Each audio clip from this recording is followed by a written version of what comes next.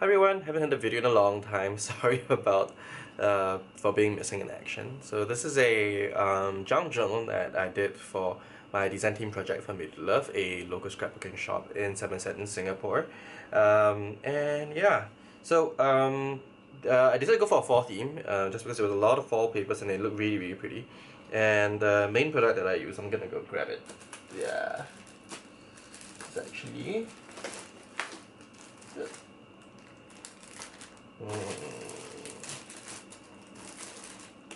oh, here we are. It's actually the ephemera that was meant for Dreams of Autumn, which is a new autumn collection, and I really think it's a huge bang for its buck for the ephemera kit because you really get a lot of things in which you can play a lot with, and they're really great for junk journal because of the nature of how it mixes with the papers. It tends to go a little bit in the same color palette but more eclectic in nature, so if you're going to do something with the ephemera pack, you might want to do that. So it's about this thick. I have no idea how many pages it is. And so this is how it looks like on the spine. Very simple pamphlet binding, and at the back I plastic cut one of the little like autumn leaves medallion and stack them up to create a really nice flower on the back. And this is just a simple ribbon to hold it in place. And let's go through it. Okay, so you're going to see a lot of these papers, which are mostly copy papers or cardstocks or note cards that I actually dyed with ground espresso. Later I spritz on fossilized amber, the places when they were not dyed, and later I dabbed on Bandor distress oxide. Now the oxide creates a very interesting a look. I don't think the camera's gonna pick that up like entirely, but instead of getting like a those very inky blotches, what you get when you pick up the blotches along the way is you get something that's a little bit more milky, and some of them have like this really nice oxidized effect.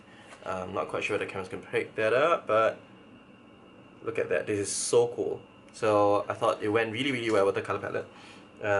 And one of the things I realized is that ground espresso has a little bit of blue in it. So some of my dyes actually came out to be a little bit bluish, but I used a vintage photo distress ink, just a distress on the sides for some of them, and the color kind of works out all together.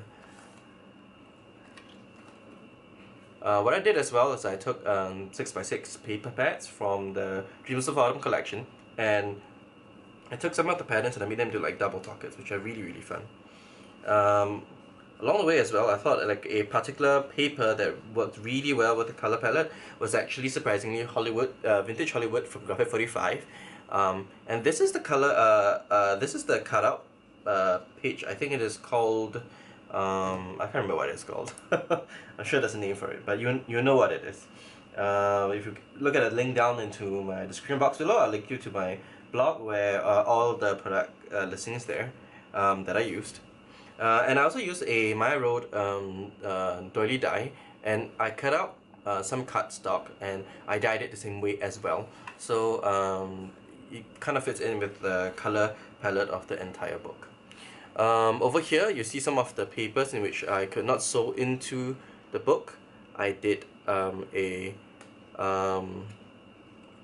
little note card instead, and a lot of them has this like little stamps. They're from like the Tiny Things too by Snapper Anonymous and by Tim Holtz, which is really cool. And what I really like about the papers is that the papers with this splotchy effect looks really nice. And if you look at the Dreams of Autumn collection, they do have this splotchy, painty look, watercolor kind of look that they have as well. So this whole thing just really fell together. This light bulb is from, I think, Noble Gentleman, also from a Graphic 45, a Stamper's Anonymous stamp. Yep. So very cool, but very simple.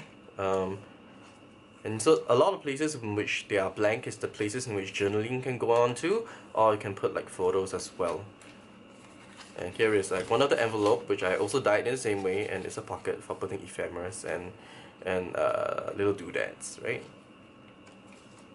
One of the things I see throughout the book as well is I took some of the Tim Holtz words from Sizzix, and just ran it through my die cutting machine, and I got them stapled on. So I did a lot of stapling just because I think it looks really endearing on a junk journal sort of book. And here is those note cards again. And so all of these little pockets just keep like the different things, and in reality, if the person that's using the book, they can fit in even more stuff, but inside the pockets as well. So this pocket is actually much more shallower than this pocket much deeper. So like the smaller stuff can go to the front pocket. And along the way, wherever I can, the little medallions, and those like on the corner pieces, I stuck them down, and then I use them as like tuck spots instead. Yep, and I was talking about this whole painterly splotchy look from Dreams of Autumn. Yeah, you do see that a little bit here and there. So they have like these little dots as well. So if you do the dye technique with the distress inks and distress oxides, they're gonna feel quite at home in the collection.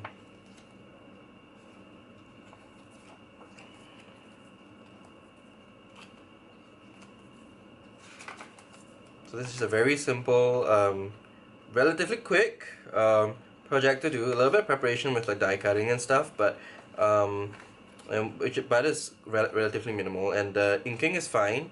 How I dried it, instead of like letting it room dry, I did use the heating tool. You could just leave it out to dry as per usual, and halfway through just dab the distress oxide along the way, but the oxiding effect will not be as strong if you do not use a heating tool. So that's just something to take note of. But since it's really up to you to figure out like what is it that you like and want for your project.